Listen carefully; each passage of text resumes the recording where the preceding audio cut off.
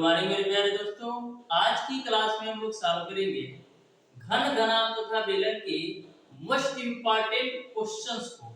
Dear student, इसके पहले already मैंने घन घनाभ तथा बेलन पर ऑलरेडी 3 क्लास ले रखा हूं, जिसमें मैंने आपको बेसिक कॉन्सेप्ट और फार्मूले के साथ साथ 25 क्वेश्चन का सॉल्यूशन बिल्कुल बेहतरीन कॉन्सेप्ट के साथ आपको बताया है।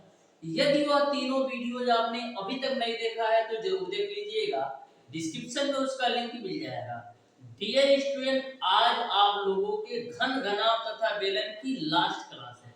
जैसा कि मैंने आपको डियर स्टूडेंट बताया था कि घन घनाभ तथा बेलन से जितने भी टाइप के क्वेश्चन आपके पॉलिटेक्निक अथवा आईईआरटी एंट्रेंस एग्जाम में पूछे गए हैं या पूछे जा सकते हैं, टोटल टाइप के क्वेश्चन मैं कराऊंगा, चाहे आपके घन घनाभ तथा बेलन पर आधारित कितनी भी क्लासेस हमको लेना पड़े।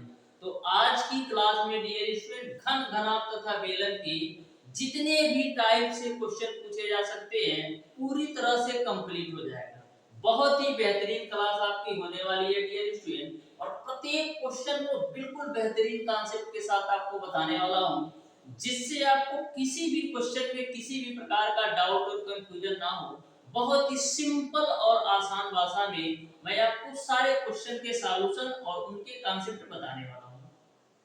हमारी आपसे रिक्वेस्ट है डियर स्टूडेंट कि जो भी स्टूडेंट अभी तक हमारे चैनल ओडी स्टडी पॉइंट को सब्सक्राइब नहीं किए हैं, सब्सक्राइब जरूर कर लेना डियर स्टूडेंट, क्योंकि एकमात्र यही एक चैनल है जिसके माध्यम से आपको पॉलिटेक्निक अथवा आईईआरटी एंट्रेंस एग्जाम की बिल्कुल फ्री ऑफ कॉस्ट कंप्लीट तैयारी करवाई जाती है। एक बात और मैं आपको बता दूं डियर स्टूडेंट, पिछले 5 सालों से मैं पॉलिटेक्निक अथवा आईईआरटी एंट्रेंस एग्जाम की तैयारी करा रहा हूं। आप हमारे चैनल पर जाकर के देख सकते हैं, मैंने 2020 में भी करवाया, 2021 में, 22 में, 23 में, 24 में और 25 की तैयारी ऑलरेडी मैं करा रहा हूं। तो बहुत ही बेहतरीन कॉन्सेप्ट के साथ आपको सारी चीजें मैं आपको बताने वाला हूं। तो आइए डियर स्टूडेंट, हम लोग स्टार्ट करते हैं आज की क्लास। देखते हैं क्वेश्चन नंबर 1। तो क्वेश्चन नंबर 1 को आप ध्यान से समझिएगा। क्वेश्चन नंबर 1 आपका इस प्रकार से पूछा गया है, यदि 64 तो क्वेश्चन नंबर 1 तो क्वेश्चन नंबर 1 को क्वेश्चन नंबर 1 को आप क्वेश्चन नंबर 1 क्वेश्चन नंबर 1 को आप ध्यान से क्वेश्चन नंबर 1 को आप ध्यान से समझिएगा। क्वेश्चन नंबर 1 को आप ध्यान से समझिएगा। क्वेश्चन नंबर 1 को आप ध्यान से क्वेश्चन नंबर 1 को आप ध्यान से समझिएगा। क्वेश्चन नंबर 1 आपका इस प्रकार से पूछा गया है, यदि 64 सेंटीमीटर क्यूब आयतन के 2 घनों को आपस में सिरों से जोड़ दिया गया है तो परिणामी घनाभ का पृष्ठीय क्षेत्रफल ज्ञात करो। तो क्वेश्चन के लैंग्वेज को ध्यान से समझो। क्वेश्चन में यह बोला जा रहा है कि 64 सेंटीमीटर क्यूब के 2 घनों को आपस में जोड़ देते हैं तो जो आपका परिणामी घनाभ बनता है उसका आपको पृष्ठीय क्षेत्रफल ज्ञात करना है। तो आपको घन का आयतन कितना दे रखा है? 64 सेंटीमीटर क्यूब। आपको घन का आयतन दे रखा है 64 सेंटीमीटर क्यूब। तो घन का आयतन आपका होता है a क्यूब, यानी a क्यूब की वैल्यू आपको 64 दे रखा है, तो यहां से a की वैल्यू आपको निकल जाएगी 4 सेंटीमीटर। यानी कि आपको एक बात समझ में आ गई होगी कि हम 4 सेंटीमीटर के 2 घनों को आपस में जोड़ करके एक घनाभ बना रहे हैं। तो 4 सेंटीमीटर के 2 घन को आपस में जोड़ लो तो पहला घन a आपका 4 सेंटीमीटर का हो गया और दूसरा घन आपका a आपका 4 सेंटीमीटर का हो गया। a आपका 4 सेंटीमीटर का पहला घन हो गया और दूसरा आपका 4 सेंटीमीटर का घन हो गया। तो जब हम 4 सेंटीमीटर के 2 घनों को आपस में जोड़ेंगे तो आप देख पा रहे हैं कि एक घनाभ का निर्माण हो रहा है, जिसकी लंबाई कितनी हो जाएगी? जिसकी लंबाई बाबू हो जाएगी 8 सेंटीमीटर, क्योंकि हम 4 सेंटीमीटर के 2 घनों को आपस में जोड़ रहे हैं। तो यदि इसकी लंबाई आपका 8 सेंटीमीटर होगा तो जो उसकी चौड़ाई और ऊंचाई की बात करें, चौड़ाई और ऊंचाई दोनों ही आपका 4 सेंटीमीटर ही होगा, दोनों ही आपका 4 सेंटीमीटर होगा। केवल बदलाव आपका लंबाई में आएगा, यानी घनाभ की जो लंबाई हो जाएगी वो आपका 8 सेंटीमीटर हो जाएगा। चाहे आप चौड़ाई की बात करो या ऊंचाई की बात करो, दोनों की माप आपका 4 सेंटीमीटर हो जाएगा। अब इस परिणामी घनाभ का आपको पृष्ठीय क्षेत्रफल ज्ञात करना है। तो घनाभ का पृष्ठीय क्षेत्रफल क्या होता है बाबू? होता है आपका 2l इंटू बी प्लस का b इंटू h प्लस का h इंटू का l होता है। सारी वैल्यू रख दो तो 2l की वैल्यू आपका 8 है, b की वैल्यू आपका 4 है, प्लस का b की वैल्यू 4 है, h की वैल्यू 4 है, प्लस का h की वैल्यू 4 है और l की वैल्यू 8 है। इसी को कैलकुलेट कर लो तो 2 4 बटे 32, 4 4 16, 4 बटे 32, इसी को ऐड करो तो 32 और 32 64 होगा, और 64 में 16 जोड़ोगे कितना होगा? 80 होगा। तो 80 गुणे 2 करोगे डियर स्टूडेंट तो आपको मिल जाएगा 160 सेंटीमीटर स्क्वायर। यानी परिणामी घनाभ का जो पृष्ठीय क्षेत्रफल होगा वो आपका 160 सेंटीमीटर स्क्वायर हो जाएगा। यानी क्वेश्चन नंबर 1 का ऑप्शन नंबर बी सही हो जाएगा। तो देख सकते हो कितना बेहतरीन तरीके से आपने सॉल्व कर दिया। लेकिन बेहतरीन तरीके से सॉल्व तभी कर पाओगे जब अच्छी तरीके से कॉन्सेप्ट को पढ़कर जाओगे। हम बढ़ते हैं डियर स्टूडेंट क्वेश्चन नंबर 2 की तरफ। ध्यान से देखिएगा, प्रत्येक क्वेश्चन को बिल्कुल बेहतरीन कॉन्सेप्ट के साथ आपको बताऊंगा। इस तरीके से डियर स्टूडेंट मैं आपको प्रत्येक क्वेश्चन का कॉन्सेप्ट बताऊंगा कि आपको डाउट और कंफ्यूजन नहीं होगा किसी भी क्वेश्चन में।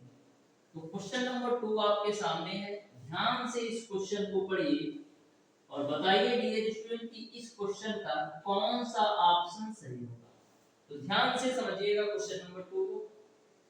क्वेश्चन नंबर 2 आपका इस प्रकार से है, एक आयत का क्षेत्रफल 75 वर्ग इकाई है, इसकी लंबाई चौड़ाई के दोगुने से 5 अधिक है, तो आयत का परिमाप ज्ञात करना है।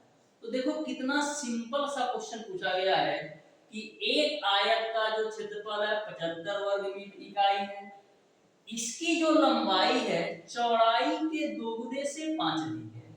यानी आयत की जो लंबाई है डियर स्टूडेंट वो चौड़ाई के दोगुने से 5 अधिक है। तो सबसे पहले मैं मान लेता हूं कि जो आयत की चौड़ाई है वो आपका x है।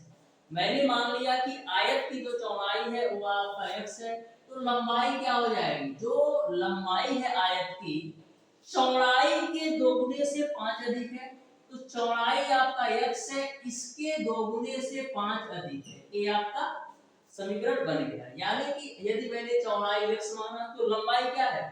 चौड़ाई के दोगुने से 5 अधिक है, तो मैंने 5 अधिक कर दिया। अब आपको आयत का क्षेत्रफल दे रखा है 75 वर्ग इकाई। तो आयत का क्षेत्रफल क्या होता है? लंबाई इंटू चौड़ाई, जिसकी वैल्यू आपको दे रखा है 75।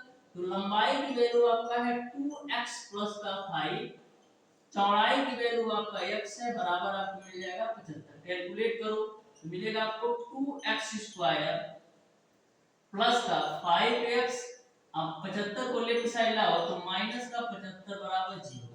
अब देखो 75 का गुणा 2 में करोगे तो मिलेगा 150। 75 का गुणा 2 में करोगे तो मिलेगा 150। अब आपको 150 का ऐसे फैक्टर करना है कि जोड़ने और घटाने पर आपका 5 आ जाए। तो 150 को हम क्या लिख सकते हैं? 150 को हम लिख सकते हैं 15 गुणे 10 के रूप में। 15 का गुणा 10 में करोगे 150 ही होगा। अब 15 में से 10 घटाओगे तो 5 भी आ जाएगा। तो इसी में आप सॉल्व कर लो तो 2x स्क्वायर प्लस का 15x माइनस का 5x माइनस का 75 बराबर 0। इन दोनों में बाबू आपका कॉमन क्या है? केवल और केवल x। तो x प्लस का 15, 2x प्लस का 15 यहाँ मिलेगा। इन दोनों से आप माइनस का 5 कॉमन लोगे तो x यहाँ पर 15। ओके, यहाँ पर एक मिस्टेक है, आप ध्यान से देखना डियर स्टूडेंट। 15 माइनस का 10 हमने किया है ना, 15 दरिया में 150 और 15 में से 10 घटाओगे तब आपका 5 मिलेगा। तो 15 माइनस का 10 x होगा, ये 15 माइनस का 10 x, तभी तो आपका कैलकुलेट होगा। तो 15 माइनस का 10 x होगा। क्योंकि 15 दहिया 150 होगा, 15 में से 10 घटाओगे तो 5 होगा। अब देखो इन दोनों में कॉमन आपका x है तो मिलेगा आपको 2x प्लस का 15। इन दोनों से कॉमन आप ले लो माइनस का 5 तो मिलेगा आपको 2x प्लस का 15 बराबर 0। अब इसी को कैलकुलेट कर लो तो यह ब्रैकेट सेम है तो 2x प्लस का 15 एक ब्रैकेट में और दूसरे ब्रैकेट में आ जाएगा x माइनस का 15, x माइनस का 15 दूसरे ब्रैकेट में आ जाएगा। अब इसी को सॉल्व कर लो तो देखो यहां से x की वैल्यू निकालोगे तो माइनस का मिलेगा 15 बट्टा का 2 जो कि लेना नहीं है। यहां से x की वैल्यू निकालोगे तो x बराबर आपको मिल जाएगा 15, सॉरी x बराबर 5 है यार, कितना मिस्टेक हो रहा है, x माइनस का 5 है ना तो x बराबर कितना मिल जाएगा 5 मिल जाएगा। x बराबर कितना मिल जाएगा 5 मिल जाएगा। x आपने किसको माना था, x आपने माना था विड्थ को यानी चौड़ाई को, तो चौड़ाई आपका 5 मिल गया। अब x की वैल्यू यहां पर रखोगे तो 5 गुना 10 5 15 यानी आपकी जो चौड़ाई आ गई 5 और जो लंबाई आ गई वो आपकी 15 आ गई। आपको निकालना है आयत का परिमाप, तो आयत का परिमाप क्या होता है 2 लंबाई प्लस का चौड़ाई, तो 2 लंबाई की वैल्यू बाबू आपका है 15 और चौड़ाई की वैल्यू आपका है 5 तो 15 5 20 गुना 40 हो जाएगा यानी आयत का जो परिमाप होगा वो आपका 40 हो जाएगा। इस तरीके से क्वेश्चन नंबर 2 का ऑप्शन नंबर सी सही हो जाएगा। Option number C will be the right answer for question number 2। बढ़ते हैं डियर स्टूडेंट क्वेश्चन नंबर 3 की तरफ, ध्यान से समझिएगा। बहुत ही बेहतरीन तरीके से मैं आपको सारे क्वेश्चन के कॉन्सेप्ट बताऊंगा, बिल्कुल सिंपल और आसान भाषा में, बस आप अच्छी तरीके से समझते जाओ। बिल्कुल आसान तरीके से मैं आपको सारे क्वेश्चन बताऊंगा। तो क्वेश्चन नंबर 3 आपके सामने है डियर स्टूडेंट, ध्यान से समझिएगा क्वेश्चन नंबर 3 को कैसे सॉल्व करना है। तो क्वेश्चन नंबर 3 आपका है 100 मीटर 120 मीटर लंबे 30 मीटर चौड़े तथा 40 मीटर ऊंचे कमरे में रखी जा सकने वाली क्षण की अधिकतम लंबाई क्या है। तो मैंने आपको बताया था किसी भी कमरे में रखी जा सकने वाली क्षण की जो अधिकतम लंबाई होती है वो आपका घनाभ के विकोण के बराबर होती है, क्योंकि जो आपका कमरा है एक तरीके से घनाभ के आकार का है। तो कभी भी यदि आपका इस टाइप से क्वेश्चन पूछा जाए कि अधिकतम लंबाई की रखने वाले क्षण की लंबाई क्या होगी तो हमेशा उसके विकोण के बराबर जो होती है सबसे लंबी क्षण रखी जा सकती है। तो यहाँ पर हम घनाभ का या यह कह सकते हो कमरे का विकोण निकाल लेते हैं। तो डायगोनल निकालो, रूट ओवर क्या होता है L square plus B square plus का एच स्क्वायर। अब सारी वैल्यू रख दो तो L की वैल्यू दे रखा है 120 का होल स्क्वायर और जो कमरे की चौड़ाई दे रखा है वो आपको दे रखा है 30 और ऊंचाई दे रखा है 40। तो 30 का स्क्वायर प्लस का 40 का होल स्क्वायर, इसी को कैलकुलेट कर लो। तो 120 का आप होल स्क्वायर करोगे तो मिलेगा आपको 144 का डबल जीरो चिपका दो। 30 का स्क्वायर करोगे तो मिलेगा आपको 900, आप 40 का स्क्वायर करोगे तो आपको मिलेगा 1600।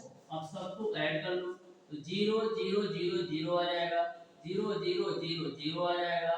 उसके बाद से 6 और 9 6 15, अब 15 4 19 को 9 हासिल बचे 1 1 1 2 और 4 कितना हो गया 6 और 1 उतर जाएगा यानी रूट ओवर 169 डबल जीरो। अब देखो इसका वर्गमूल क्या होगा 169 गुणे 100 के रूप में लिख सकते हैं।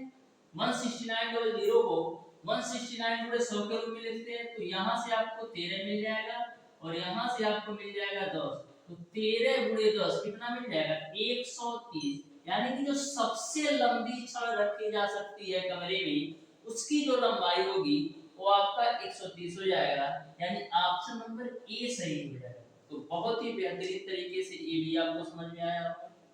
बढ़ते हैं डियर स्टूडेंट क्वेश्चन नंबर 4 की तरफ। तो ध्यान से समझिएगा कि क्वेश्चन नंबर 4 को कैसे सॉल्व करना है। जितने भी क्वेश्चन डियर स्टूडेंट मैं आप तक अभी तक बता दिया हूं ना घन घनाभ तथा विलयन से, आप कोई भी एग्जाम दे लो, चाहे आईईआरटी का हो चाहे पॉलिटेक्निक का, एक भी क्वेश्चन आपसे मिस नहीं होगा, क्योंकि बहुत ही बेहतरीन तरीके से सारे टाइप के क्वेश्चन का कॉम्बिनेशन में लेकर आया हूं। जो भी नए स्टूडेंट है, डियर स्टूडेंट, इस चैनल को जरूर सब्सक्राइब कर लेना, क्योंकि मैं बहुत ही इंपॉर्टेंट और जितने भी वीडियोज लेकर आता हूँ टोटल कॉन्सेप्ट के साथ लेकर आता हूँ। तो क्वेश्चन नंबर 4 को ध्यान से समझना। बोला है एक आयताकार तीन शीट जिसकी साइज 22 सेंटीमीटर पूरे 16 सेंटीमीटर है, ठीक है, को मोड़ करके एक बेलन बनाया जाता है, ठीक है। तो आपको बताना है कि जिसकी ऊंचाई 16 सेंटीमीटर है तो बेलन का आयतन बताओ। तो जो स्टूडेंट हमारी लास्ट क्लास देखे होंगे उनको अच्छी तरीके से पता होगा कि क्वेश्चन नंबर 4 को कैसे सॉल्व करना है। क्वेश्चन नंबर 4 में हो क्या रहा है, कोई एक आपका आयताकार तीन शीट है जिसकी जो लंबाई है 22 सेंटीमीटर। जैसे आपका कोई ये मान लीजिए एक आयताकार शीट है, लंबाई इन्होंने दे रखा है कि हम 22 सेंटीमीटर लेते हैं, और जो चौड़ाई इन्होंने ले रखा है वो इन्होंने ले रखा है 16 सेंटीमीटर। क्वेश्चन में ऐसा बोला जा रहा है कि मोड़ करके एक बेलन बनाया गया जिसकी ऊंचाई 16 सेंटीमीटर है, यानी कि 22 गुणे 16 का कोई तीन शीट है, इसको हम मोड़ करके एक बेलन बनाते हैं तो ऊंचाई आपका 16 सेंटीमीटर आता है। यानी कहने का मतलब ये है कि हम इस तीन शीट को चौड़ाई के तरफ से मोड़ते हैं। जब आप चौड़ाई के तरफ से मोड़िएगा तभी आपका बेलन की ऊंचाई 16 सेंटीमीटर होगा। तो लीजिए हम चौड़ाई की तरफ से इसको मोड़ देते हैं। तो इस तरीके से बाबू जब आप चौड़ाई की तरफ से इसको आप मोड़िएगा, देखो ध्यान से, चौड़ाई की तरफ से जब आप मोड़ोगे तो इसकी जो ऊंचाई हो जाएगी, इस तरीके से आपका बेलन बन के तैयार हो जाएगा। इसकी जो ऊंचाई हो जाएगी वो आपका 16 सेंटीमीटर हो जाएगा, और जो लंबाई है तीन शीट का वो आपका बेलन के परिधि में कन्वर्ट हो जाएगा। जो लंबाई है तीन शीट का वो बेलन के परिधि में कन्वर्ट हो जाएगा, और जो तीन शीट की चौड़ाई है वो बेलन के ऊंचाई में कन्वर्ट हो जाएगी। यानी कि हम कह सकते हैं कि जो बेलन की ऊंचाई होगी वो आपका 16 सेंटीमीटर हो जाएगा, और जो बेलन की परिधि 2 पाई r की वैल्यू होगी वो आपका 22 सेंटीमीटर हो जाएगा। यहां तक किसी को कोई कंफ्यूजन नहीं होना चाहिए, ठीक है। अब देखो 2 पाई की वैल्यू 22/7 r बराबर आपका 22 हो जाएगा। भाई 22 से 22 काट दो तो r की वैल्यू आपको मिल जाएगा 7/2, ठीक है। यहां तक आपको क्लियर है। आपको बताना है बेलन का आयतन। तो बेलन का आयतन क्या होता है, पाई r स्क्वायर h। तो पाई की वैल्यू 22/7, r की वैल्यू 7/2 है, तो 7/2 गुणे 7/2 लिख लो। h की वैल्यू आपका 16 है, तो देखो काटते हैं, 4 चौको 16, ठीक है। ये 7 से 7 कटेगा, तो 22 का गुणा 4 में करोगे तो मिलेगा 88 गुणे 7, तो 7/56 को 6 और 7/56 में 5 जोड़ोगे तो 61 हो जाएगा, यानी कि 616 सेंटीमीटर क्यूब हो जाएगा।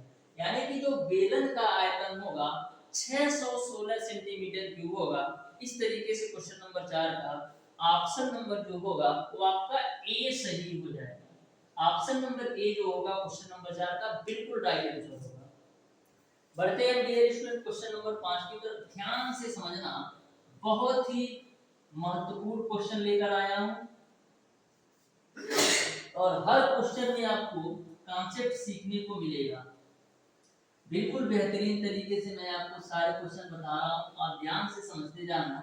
एक भी क्वेश्चन आपका एग्जामिनेशन में मिस नहीं होगा यदि आप हमारी प्रत्येक क्लासेस लेते हो। तो क्वेश्चन नंबर 4 को देखो, 5 को देखो ध्यान से।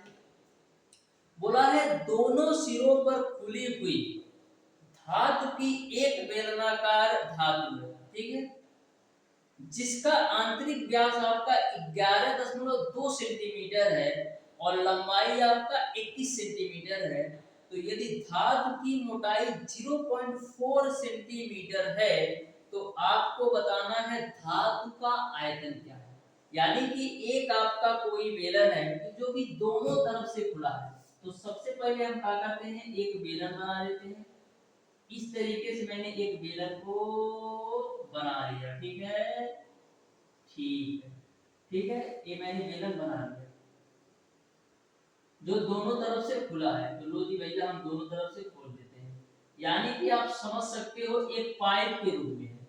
जो पाइप आपने देखा है ना, जो पाइप आपका होता है उसी तरीके से है। जैसे आप इस तरीके से कर सकते हो कि ये आपका पाइप है जो कि इधर से भी खुला है और इधर से भी खुला है। पाइप है आपका इधर से भी खुला है और इधर से भी खुला है, ठीक है, यहाँ तक आपको क्लियर है। यानी यह जो है एक तरीके से पाइप का रूप है जो कि आपका दोनों तरफ से खुला है। इसको हम डॉटेड कर देते हैं जिससे आपको पता चले, ठीक है। यानी कि एक आपकी पाइप है जो दोनों तरफ से खुला हुआ है, यानी कि इधर से भी खुला है और इधर से खुला है। जैसे आप घरों में नल के लिए पाइप यूज कर सकते हो, दोनों तरफ से खुला होता है, ठीक है, ऐसे समझ सकते हो, ठीक। अब देखो क्वेश्चन में यह बोला है कि आंतरिक व्यास आपका 11.2 सेंटीमीटर है, यानी कि इस खोखले बेलन का जो आंतरिक व्यास है डियर स्टूडेंट वो आपका है 11.2। आंतरिक व्यास 11.2 है। तो यदि आपका आंतरिक व्यास 11.2 है तो आंतरिक त्रिज्या कितनी होगी? 11.2 का आधा करोगे तो 5.6 आ जाएगा, यानी आंतरिक जो त्रिज्या है वो आपका 5.6 हो जाएगी। फिर क्वेश्चन में बोला है और लंबाई 21 सेंटीमीटर है, यानी कि इस जो खोखले बेलन की लंबाई है वो आपका है 21 सेंटीमीटर। तो लो जी भैया हमने 21 सेंटीमीटर लिख दिया। फिर आगे बोल रखा है यदि धातु की मोटाई 4 सेंटीमीटर है, यदि धातु की मोटाई 0.4 सेंटीमीटर है, तो देखो जब धातु की मोटाई है यानी इधर से भी 0.4 आएगा और इधर से भी 0.4 आएगा, क्योंकि धातु की मोटाई 0.4 सेंटीमीटर है यानी कि 0.4 सेंटीमीटर इधर भी मोटा होगा और 0.4 सेंटीमीटर इधर भी मोटा होगा। तो यदि हम बात करें कि इस खोखले बेलन का बाहरी व्यास कितना होगा, तो इस खोखले बेलन का जो बाहरी व्यास होगा 11.2 में 0.4 और 0.4 आप जोड़िएगा तब आपको खोखले बेलन का बाहरी व्यास पता चलेगा। तो 11.2 में 0.4 और 0.4 जोड़ दो तो आपको बाहरी व्यास मिल जाएगा। तो आपका हो जाएगा 11.2 प्लस का यह मोटाई और यह मोटाई, तो 0.4 प्लस का 0.4 यानी आपको मिल जाएगा 12, यानी कि बाहरी व्यास जो है वो आपका 12 सेंटीमीटर हो जाएगा। तो बाहरी त्रिज्या कितनी होगी? यदि बाहरी व्यास आपका 12 सेंटीमीटर है तो बाहरी त्रिज्या आपका 6 सेंटीमीटर हो जाएगी। यहाँ तक किसी को कोई दिक्कत नहीं होना चाहिए। यहाँ तक आपको सारी बातें समझ में आ गई। अब आप अच्छी तरीके से इस क्वेश्चन को सॉल्व कर सकते हो। अब आपको पता है डियर स्टूडेंट कि खोखले बेलन का जो आयतन होता है वो क्या होता है? खोखले बेलन का आयतन होता है find R square minus small R square into का यह जो आपका कैपिटल आर होता है बाहरी त्रिज्या होती है खोखले बेलन की और जो स्मॉल आर होता है आंतरिक त्रिज्या होती है खोखले बेलन की। तो यहाँ पर पाई की वैल्यू रख दो बाबू 22/7। कैपिटल आर की जो वैल्यू है वो आपने निकाला है 6, तो 6 का स्क्वायर माइनस स्मॉल आर की वैल्यू 5.6 है, तो 5 स्मॉल आर की वैल्यू 5.6 इसका होल स्क्वायर, h की वैल्यू आपने निकाला है 21, तो 7 तिरिक 21 तो मिलेगा आपको 22 गुणे 3।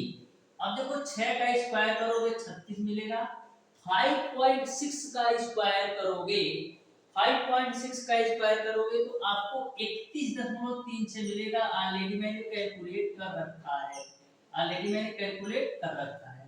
अब देखो 22 तिया 66 गुणे 36 में से 31.36 घटाओ, 36 में से 31.36 घटाओगे तो आपको मिल जाएगा 4.64, ठीक है।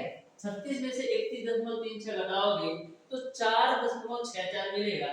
अब 66 का 4.64 में गुणा कराओगे तो आपको मिल जाएगा 306.24, यानी कि जो खोखले बेलन का आयतन होगा 306.24 हो जाएगा। यानी कि क्वेश्चन नंबर 5 का dear student option number B सही हो जाएगा। तो बहुत ही बेहतरीन तरीके से मैंने इस क्वेश्चन को को सॉल्व करने का तरीका बताया है, आपको अच्छी तरीके से समझ में आया होगा। बढ़ते हैं डियर स्टूडेंट क्वेश्चन 6 की तरफ। आप ध्यान से समझिएगा, बहुत ही बेहतरीन तरीके से इस क्वेश्चन को भी मैं आपको बताने वाला हूँ, बिल्कुल सिंपल और आसान तरीके से बेहतरीन कॉन्सेप्ट के साथ। तो क्वेश्चन नंबर 6 आपका है डियर स्टूडेंट कि एक 4 मीटर गहरी और 50 मीटर चौड़े नहर से 5.4 किलोमीटर प्रति घंटे की दर से प्रवाहित हो रही है। गटर का पानी समुद्र में गिरता है तो समुद्र में पानी का विस्तरण घन मीटर प्रति सेकंड में बता। तो बिल्कुल सिंपल और आसान तरीके से ध्यान से समझिएगा।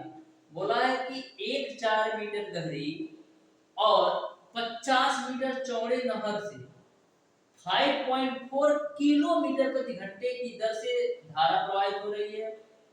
गटर का पानी समुद्र में गिरता है तो समुद्र में पानी का निस्तरण घन मीटर प्रति सेकंड में क्या होगा, ये आपको बताना है। तो बिल्कुल बेहतरीन तरीके से समझिएगा। सबसे पहले आपको जो वैल्यू ज्ञात करना है घन मीटर प्रति सेकंड में ज्ञात करना है, घन मीटर प्रति सेकंड में ज्ञात करना है। यानी कि जो आपके धारा की चाल 5.4 किलोमीटर प्रति घंटा में दे रखा है, उस धारा को हमको पहले मीटर प्रति सेकंड में चेंज करना पड़ेगा। तो जो आपके धारा की चाल दे रखा है, जो धारा की स्पीड दे रखी है 5.4 किलोमीटर प्रति घंटा है, इसको हम सबसे पहले क्या करते हैं, मीटर प्रति सेकंड में चेंज करते हैं। तो किलोमीटर प्रति घंटा को मीटर प्रति सेकंड में चेंज करने के लिए हम क्या करते हैं, 5/18 से गुणा करते हैं। तो 18 किया 54 यानी 0.3 बार जाएगा। तो धारा की जो स्पीड हो जाएगी वो आपका 1.5 मीटर प्रति सेकंड हो जाएगा। यहाँ तक सबको अच्छी तरीके से समझ में आ गया। अब आपको बताना है समुद्र में पानी का निस्तरण क्या होगा। तो समुद्र में पानी का निस्तरण बोल दो या समुद्र में पानी का आयतन बोल दो, दोनों ही बातें सेम है। चाहे समुद्र में पानी का निस्तरण बोलो या समुद्र में पानी का आयतन बोलो, तो दोनों ही बातें सेम है। तो आयतन कैसे निकालोगे, लंबाई दे रखा है, सॉरी 4 मीटर गहरी है यानी कि 4 गुणे और 50 मीटर चौड़ा है, तो 4 गुणे 50 के 4/50 के क्षेत्रफल से 1.5 मीटर प्रति सेकंड के रेट से पानी आपकी प्रवाहित होती है। तो यह जो वैल्यू आपकी आएगी, यही आपका समुद्र में पानी का आयतन हो जाएगा, क्योंकि 4 मीटर गहरे और 50 मीटर चौड़े आयतन से 1.5 मीटर प्रति सेकंड की रफ्तार से पानी बह रही है। तो देखो कैलकुलेट करते हैं, तो 1.5 का 4 में गुणा करोगे 6 आएगा, गुणे 50, तो 50 गुणे 6 आपका हो जाएगा 300 घन मीटर प्रति सेकंड, घन मीटर प्रति सेकंड, घन मीटर प्रति सेकंड। यानी कि जो आपका समुद्र में पानी का निस्तरण होगा 300 घन मीटर प्रति सेकंड के हिसाब से। इस तरीके से क्वेश्चन नंबर 6 का ऑप्शन नंबर डी सही हो जाएगा। बढ़ते हैं हम डियर स्टूडेंट क्वेश्चन नंबर 7 की तरफ, ध्यान से समझना। तो क्वेश्चन नंबर 7 को आप ध्यान से समझिएगा। क्वेश्चन नंबर 7 आपका इस प्रकार से है, एक गोदाम की लंबाई चौड़ाई तथा ऊंचाई क्रमशः 15 मीटर, 8 मीटर और 10 मीटर। यह 1200 बोरे अनाज रखने के लिए प्रयोग होता है। यदि गोदाम की सभी बीमाओं को दोगुना कर दिया जाए तो इसमें रखे जा सकने वाली बोरी की अधिकतम संख्या कितनी होगी, ये आपको बताना है। तो सबसे पहले हम ये देख लेते हैं कि 1200 बोरी अनाज रखने के लिए हमको कितने घन मीटर आयतन की आवश्यकता होती है। 1200 बोरी अनाज रखने के लिए हमको कितने घन मीटर आयतन की आवश्यकता होती है।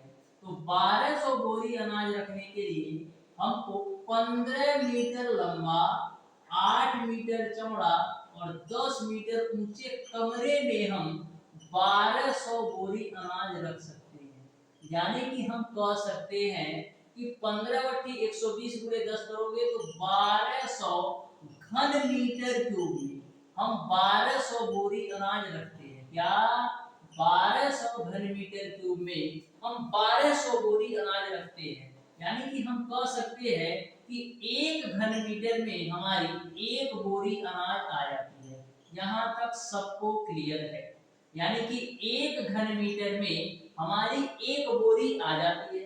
अब क्वेश्चन में बोला है कि यदि हम कमरे की सभी बीमाओं को दोगुना कर दें, तो कमरे की सभी बीमाओं को दोगुना कर दो, तो पहले लंबाई 15 थी, दोगुना करोगे तो 30 हो जाएगा। पहले चौड़ाई 8 थी, दोगुना करोगे तो 16 हो जाएगा। पहले ऊंचाई 10 था, दोगुना करोगे तो आपका 20 हो जाएगा।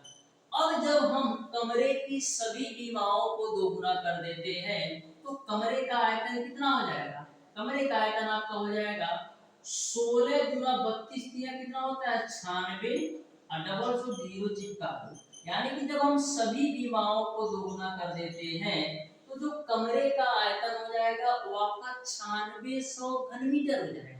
अब 1 घन मीटर क्यूब में 1 बोरी अनाज आती है तो 9600 घन मीटर में कितना 9600 बोरी अनाज आ जाएगी। इस तरीके से डियर स्टूडेंट क्वेश्चन नंबर 7 का जो राइट आंसर होगा वो आपका ऑप्शन नंबर बी सही हो जाएगा। यानी कि यदि हम कमरे की सभी बीमाओं को दोगुना कर दें तो 9600 बोरी अनाज आ जाएगा। बढ़ते हैं डियर स्टूडेंट क्वेश्चन नंबर 8 की तरफ। तो ध्यान से समझिएगा क्वेश्चन नंबर 8 को। बिल्कुल बेहतरीन तरीके से इस क्वेश्चन को भी मैं बताने वाला हूं, आप ध्यान से समझना। तो देखो क्वेश्चन नंबर 8 को बोला है यदि किसी आयत की बीमाओं को दोगुना कर दिया जाए तो उसका आयतन मूल आयतन का कितना गुना हो जाएगा ये आपको बताना है। यानी कि क्वेश्चन नंबर 8 में यह बोला जा रहा है कि यदि किसी आयत की सभी बीमाओं को हम दोगुना कर दें तो उसका आयतन मूल आयतन का कितने गुना हो जाएगा। तो एक बात आप हमेशा ध्यान में रखिएगा कि जो आपका आयत होता है और जो आपका घनाभ होता है दोनों के आकार सेम होते हैं और दोनों के आयतन भी वही होता है और दोनों के संपूर्ण पृष्ठ भी सेम होते हैं। यानी कि हम घनाभ और आयत की बात करें तो दोनों के जो आयतन होते हैं वो समान होते हैं। तो क्वेश्चन में बोला है कि यदि हम सभी बीमाओं को दोगुना कर दें तो घनाभ आयत का जो परिणाम होगा आयतन होगा वो पहले के आयतन का कितने गुना हो जाएगा। तो सबसे पहले मैं मान लेता हूं कि जो आपका आयत है उसकी लंबाई चौड़ाई और ऊंचाई ए और ए। मैंने मान लिया कि जो हमारा आयत है उसकी लंबाई भी ए है और चौड़ाई भी ए है और ऊंचाई भी ए है। तो जब लंबाई ए है चौड़ाई ए है और ऊंचाई भी ए है तो यदि हम आयत का आयतन निकालें तो क्या आएगा ए गुणे ए यानी हमारा आ जाएगा ए का कब यदि लंबाई भी ए हो चौड़ाई भी ए हो और ऊंचाई भी ए हो तब हमारा आयत का जो आयतन आएगा वो आपका ए क्यूब आ जाएगा। यहां तक सबको क्लियर है। ठीक है। अब देखो बोला है सभी बीमाओं को हम दोगुना कर दें तो पहले मैंने बीमा माना था ए है तो इसको जब हम दोगुना करोगे तो 2a हो जाएगा। चौड़ाई भी मैंने ए माना था इसको भी दोगुना करोगे तो 2a हो जाएगा। ऊंचाई भी मैंने ए माना था इसको भी आप दोगुना करोगे 2a हो जाएगा। तो जब हम सभी बीमाओं को दोगुना कर देते हैं तो लंबाई चौड़ाई और ऊंचाई सारे 2a हो जाते हैं। तो अब जब हम सभी बीमाओं को दोगुना कर देते हैं तो मैं मान लेता हूं आयतन हमारा v1 से बढ़कर के v2 हो गया जब हम आयत की सभी बीमाओं को दोगुना कर दें। तो तब आयतन क्या होगा 2a गुणे 2a गुणे 2a गुणा कराओगे तो आपको कितना मिलेगा 8a क्यूब। तो पहले आपका जो आयतन था वो आपका a क्यूब था। अब जो आपका आयतन है 8a क्यूब हो गया। यानी हो क्या रहा है आयतन जो था वो पहले का 8 गुना हो गया। तो इस तरीके से आपको क्लियर समझ में आ गया होगा कि यदि हम आयत की सभी बीमाओं को दोगुना कर देते हैं तो जो हमारा आयतन होगा पहले के आयतन का 8 गुना हो जाएगा। इस तरीके से क्वेश्चन नंबर 8 का ऑप्शन नंबर सी सही हो जाएगा। बढ़ते हैं हम डियर स्टूडेंट क्वेश्चन नंबर 9 की तरफ। ध्यान से समझना, बिल्कुल बेहतरीन कॉन्सेप्ट के साथ सिंपल और आसान तरीके से ध्यान से समझिएगा क्वेश्चन नंबर 9।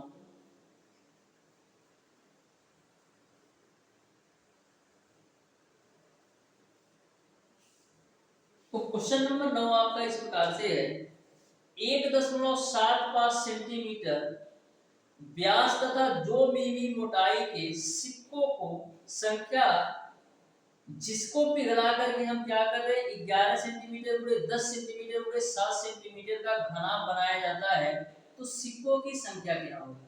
यानी कि क्वेश्चन नंबर 9 में यह बोला जा रहा है कि कोई आपका एक 1.75 सेंटीमीटर व्यास तथा 2 मिमी मोटाई का एक सिक्का है। हम क्या कर रहे हैं सिक्कों से, यानी कि सिक्के से हम क्या कर रहे हैं घना बना रहे हैं।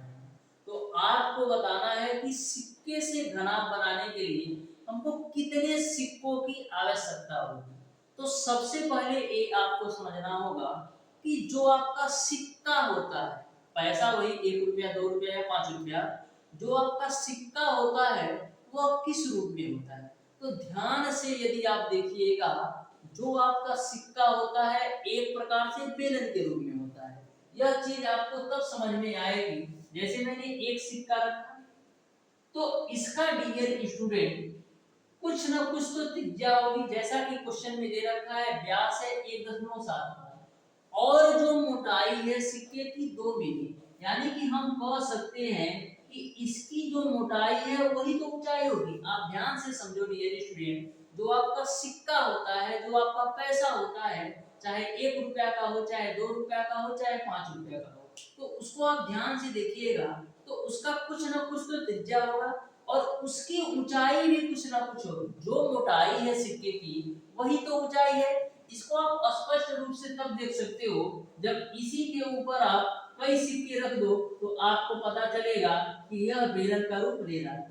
क्या करिएगा, आप घर पर बैठिएगा 5 सिक्का लीजिएगा एक एक का, और एक के ऊपर एक के ऊपर एक करके मतलब पांचों सिक्कों एक दूसरे के ऊपर रख दीजिएगा, तो आपको कुछ ना कुछ ऊंचाई मिलेगी और आपको देखने को मिलेगा कि एक बेलन के रूप में कन्वर्ट हो रहा है। यही मैं आपको समझाना चाहता हूँ। यानी कि हम क्या कर रहे हैं, सिक्के से हम घना बना रहे हैं। तो आपको बताना है कितने सिक्कों की आवश्यकता होगी। तो मैं मान लेता हूँ n सिक्कों की आवश्यकता होगी और प्रत्येक सिक्के का जो आयतन है वो क्या होगा। तो जो आपका सिक्का है, जैसा कि मैंने आपको बताया बेलन के रूप में है, तो बेलन का आयतन क्या होता है पाई r स्क्वायर। अब देखो त्रिज्या दे रखा है, त्रिज्या नहीं दे रखा है, व्यास दे रखा है 1.75 सेंटीमीटर, तो त्रिज्या क्या हो जाएगा 1.75 बट्टे का 2, इसका होल स्क्वायर, तो पाई आर स्क्वायर। एच कितना होगा, मोटाई जो है वही तो ऊंचाई है, तो मोटाई दे रखा है 2 मिमी, तो 2 मिमी मोटाई दे रखा है, यानी कि मोटाई बोलो या ऊंचाई बोलो वो आपका 2 मिमी दे रखा है। तो 1 सेंटीमीटर में आपका 10 मिलीमीटर होता है, 1 सेंटीमीटर में आपका 10 मिलीमीटर होता है। तो जब आप मिलीमीटर को सेंटीमीटर में कन्वर्ट करोगे तो इसमें आपको 10 से भाग दीजिएगा तो आपका सेंटीमीटर में कन्वर्ट हो जाएगा। यानी कि जो ऊंचाई है, बेलन की जो ऊंचाई है या कह सकते हो सिक्के की जो ऊंचाई है वो आपका 2/10 है। ये हो गया पाई आर स्क्वायर एच बराबर आपका क्या हो जाएगा, हम क्या कर रहे हैं सिक्कों से घनाभ बना रहे हैं, यानी कि जो सिक्के का आयतन होगा, जो यन सिक्के का आयतन होगा वो घनाभ के आयतन के बराबर होगा। अब घनाभ का आयतन दे रखा है 11 गुणे 10 गुणे 7 के रूप में, तो 11 गुणे 10 गुणे 7, ठीक है, इसी को आप कैलकुलेट करो।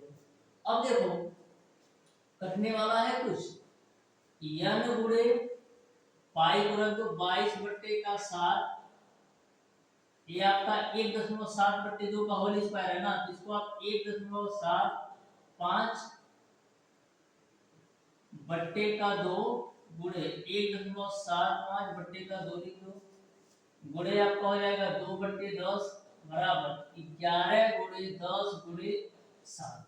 यहाँ तक सबको क्लियर है। अब देखो हम करेंगे क्या, यह 2 से हम 2 काट देते हैं, 11 से काटेंगे 22 को तो 2 बार में, यह 2 से हमारा 2 कटेगा, ठीक है। यहाँ तक सबको क्लियर, ठीक है।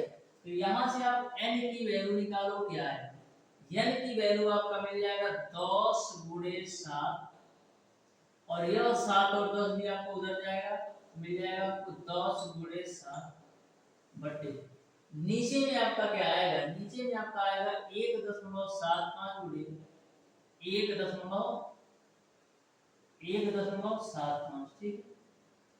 यहाँ तक आपको क्लियर है। अब देखिए n की वैल्यू क्या आएगी, 10 गुणे 10 करोगे 100, और 7 का गुणा 7 में करोगे 49 बट्टे का 1.75 गुणे 1.7। इसको आप कैलकुलेट करके बताना n की वैल्यू कितनी आएगी, इसको आप कैलकुलेट करके बताना डियर स्टूडेंट n की वैल्यू कितनी आएगी, यही आपका होमवर्क है। तो जो आपके n की वैल्यू आएगी ना, वही आपका क्वेश्चन नंबर 9 का आंसर होगा। बढ़ते हैं डियर स्टूडेंट क्वेश्चन नंबर 10 की तरफ। ध्यान से समझना क्वेश्चन नंबर 10 को, बिल्कुल बेहतरीन तरीके से मैं आपको बताने वाला हूं। तो क्वेश्चन नंबर 10 को आप ध्यान से देखिएगा, बिल्कुल सिंपल और आसान तरीके से मैं आपको क्वेश्चन नंबर 10 भी बताने वाला हूं। तो देखो क्वेश्चन नंबर 10 आपका इस प्रकार से है, एक घन की कोर 20% बढ़ा दी जाती है तो घन का आयतन कितना बढ़ जाएगा, ये आपको बताना है। तो सबसे पहले मैं मान लेता हूं डियर स्टूडेंट कि जो घन की प्रारंभिक कोर है, जो घन की प्रारंभिक कोर है वो आपका 100 है। मैंने मान लिया कि घन की जो प्रारंभिक कोर है वो आपका 100 है। हम क्या कर रहे हैं, 20% बढ़ा दे रहे हैं घन की कोर को। तो यदि आपका कोर 100 है और 20% बढ़ाओगे तो नए घन की जो कोर हो जाएगी वो आपका 120 हो जाएगी। इसको आप और मिनिमाइज कर दो तो 20 25 100 होता है और 20 छक्का 120 होता है। यानी कि हम कह सकते हैं कि घन की जो प्रारंभिक कोर है वो आपका 5 है, और जब हम 20% बढ़ा देते हैं तो घन की जो कोर है 5 से बढ़कर के 6 हो जाती है। तो जब घन की कोर 5 थी तो यहाँ पर आप आयतन निकालिएगा तो 5 का क्यूब यानी 125 मिलेगा, और जब घन की कोर आपका 6 हो जाती है तो आयतन निकालिएगा तो 6 का क्यूब यानी 216 हो जाएगा। यानी कि क्या हो रहा है, आपका जो आयतन है 125 से बढ़कर के 216 हो जा रहा है। तो कितने की वृद्धि हो रही है, 216 में से 125 घटाइएगा तो 91 का, किससे 125 से, 125 से तो 216 हो रहा है, तो 91 की वृद्धि हो रही है 125 से। परसेंटेज में चेंज करने के लिए 100 से गुणा कर लो, तो 25 चौका 100 और 25 बचे 125, तो 4 एकम 4 और 4 नवा 36 बटेगा 5, तो 5 सत्ते 35 और 5 गुना 10 15 40, यानी कि 72.8% की वृद्धि होगी। इस तरीके से क्वेश्चन नंबर 10 का ऑप्शन नंबर बी सही हो जाएगा, 72.8 की वृद्धि होगी। इस तरीके से डियर स्टूडेंट आज की क्लास में मैंने आपको बताया है घन घनाभ तथा बेलन के मोस्ट इंपॉर्टेंट टॉप 10 क्वेश्चन। हमारी आपसे रिक्वेस्ट है डियर स्टूडेंट, यदि आपको इन 10 क्वेश्चन में या यह कह सकते हो पिछले जितने भी क्लासेस मैंने लिया है, चाहे कोई सा भी चैप्टर हो, किसी भी क्वेश्चन में यदि आपको किसी भी प्रकार का डाउट और कंफ्यूजन होता है तो आप हमें कमेंट बॉक्स में कमेंट करके जरूर पूछ लीजिएगा डियर स्टूडेंट, मैं आपका रिप्लाई जरूर दूंगा। या तो डियर स्टूडेंट यदि आप कमेंट बॉक्स में कमेंट करके नहीं पूछ सकते हैं तो हमारा एक कांटेक्ट नंबर है 7620175376। इस नंबर पर आप कॉल या व्हाट्सएप करके भी अपने जो भी क्वेश्चन है उसको पूछ सकते हैं। तो मिलते हैं डियर स्टूडेंट नेक्स्ट क्लास में, तब तक